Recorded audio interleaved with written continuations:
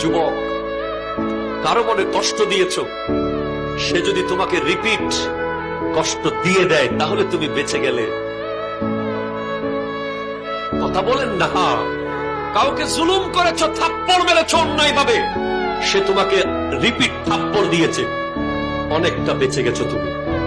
সে তোমাকে রিপিট লাথি মেরেছে, তুমি বেঁচে গেছো। রিপিট গালি দিয়েছে, তুমি বেঁচে গেছো। কিন্তু সে যদি চুপচাপ চলে যায়,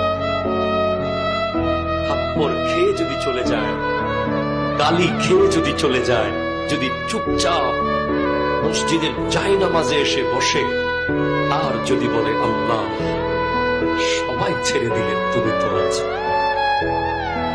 খোদা কি কসম, এমন আযাব আসতে পারে, সে যদি তার রিভেঞ্জ নিত, প্রতিশোধ নিত, সে হয়তো আপনাকে মায়ের বদলে মারত, কাটার বদলে কাটত, কিন্তু যদি সেটা আল্লাহর আদালতে চলে যায়, তার বান্দার কষ্ট আল্লাহ সহ্য করে না।